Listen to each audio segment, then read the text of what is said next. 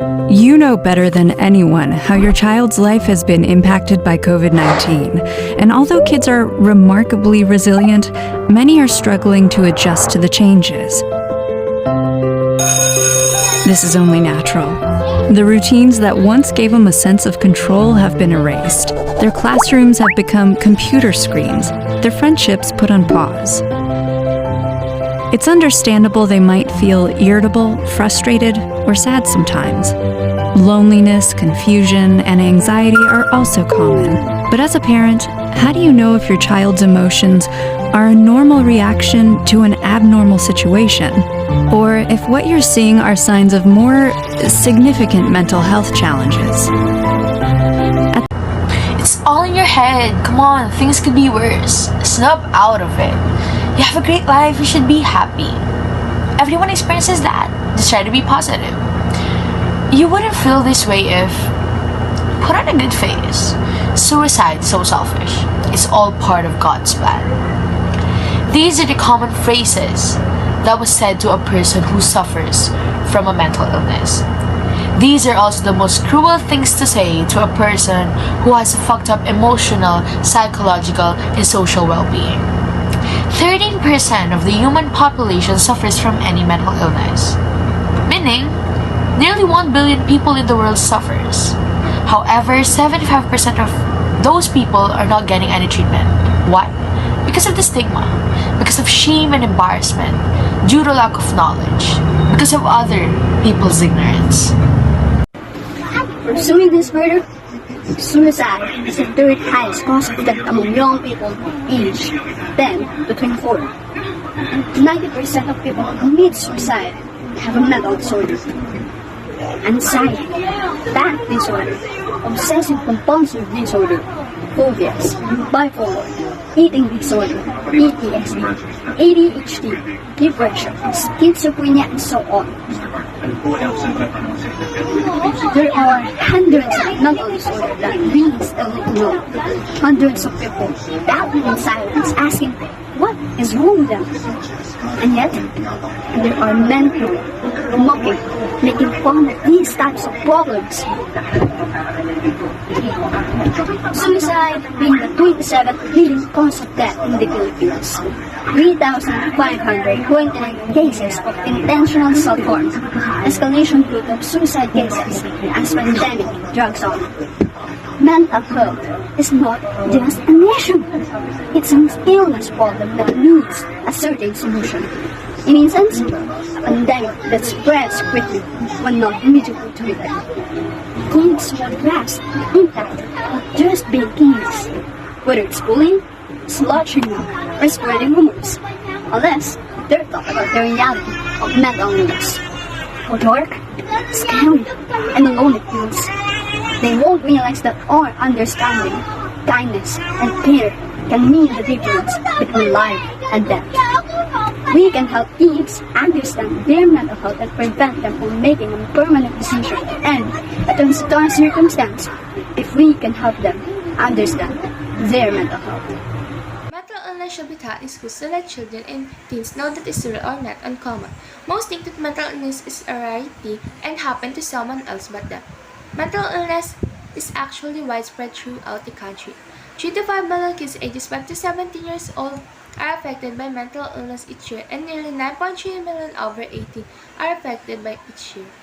The most common disorders being depression, anxiety, bipolar disorders, anorexia, etc. Health isn't just about what's going on in the outside world. Physical education is required to teach children about the value of nutrition and exercise. Mental health is something that everyone have to deal with at some point in their life.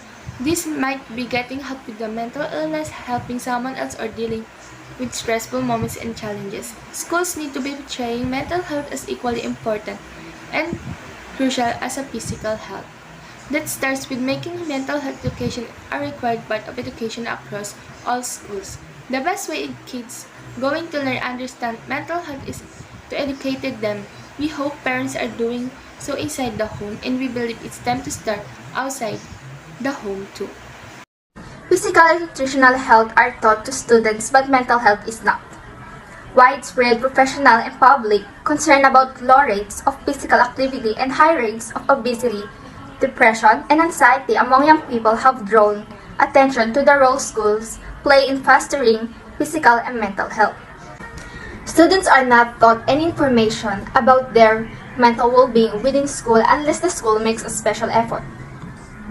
This leads to poor awareness, which in turn leads to all sorts of problems. Not only do we not know about how to understand mental well-being, but as a result, we might not ask for help when we need it. The Center of Mental Health found that on average, a young person with a mental health issue can wait up to 10 years before getting the help that they need. It is not just about what's going on in the outer world. When it comes to your health, physical education is essential in order to teach youngsters the importance of proper nutrition and exercise. We instill in them the importance of staying fit and eating well. Diseases, safe, sex, and nutrition are all topics covered in health lessons. Financial education has all been incorporated into curriculum to teach students about automobile purchases and budgeting.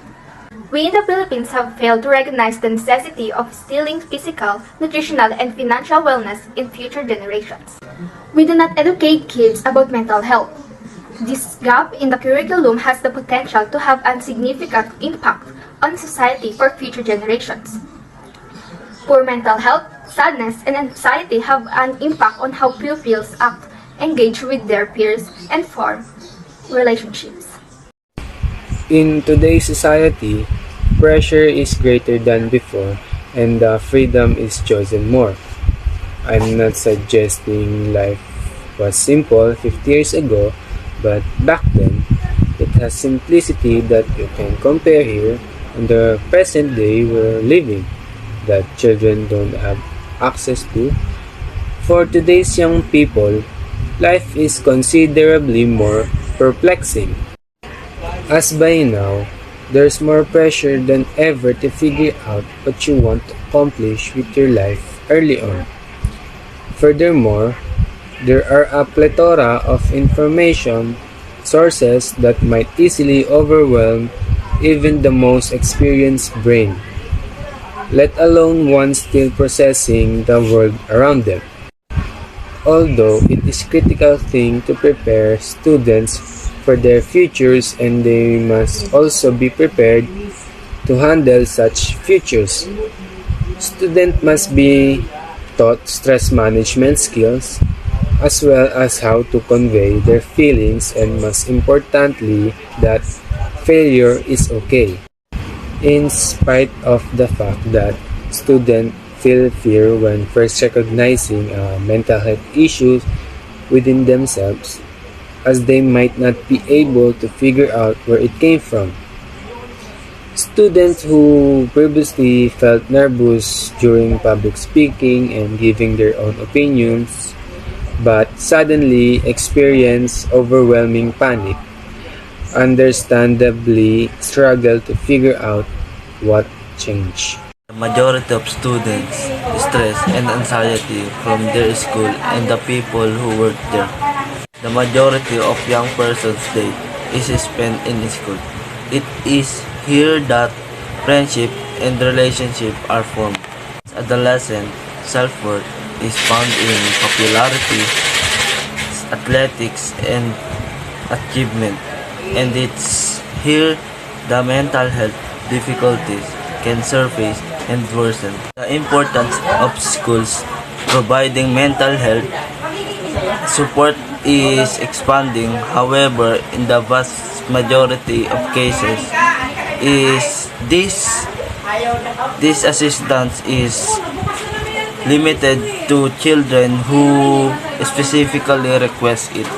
Every kid, even those don't realize they need it, should have access to mental health service. This study in learning mental health regarding school is give concern in students because of the series of projects and activities given to them in their teacher. Students may have a tendency to rote learning or may have a difficulty continuing to perform or follow tasks. Mental health problem to effect can be effect of academic performing and success of a students. Poor mental health contributes the lack of motivation and concentration problems that can lead to failing grades. Campus-wide mental health resources to students to seek support that can be key to their academic. In schools, physical education is required today. But speaking about mental health feels taboo. Why should we allow mental health in schools and why not? Undeniably, the school has become our second home, by which means we spend most of the hours with unknown people know nothing about us. This will help each of us to understand one another, get the help we need if we are only able to know the symptoms and not just self-diagnose. Mental health is everyone's business. This is happening and not just an imagination. We are addressing a real medical issue here. And we have to face the fact that even the Bible can't heal it, such as drug abuse, alcohol abuse, or any other people who could suffer into are also taught in schools for awareness. But we don't teach such mental health education in school, so there's a stigma attached when they are seeking the help they need. You are too young to say such thing. You are too young to understand your feelings. Sadly, we are too young to feel and understand these feelings. And by teaching mental health in school, this will raise awareness to every person and become a better part of society. We need to understand that each person came from a different household, grew up in a different environment, and has a baggage to carry every day. The existence of one another should not be the base to allow them what they are feeling. There is no such age requirement about feeling these feelings.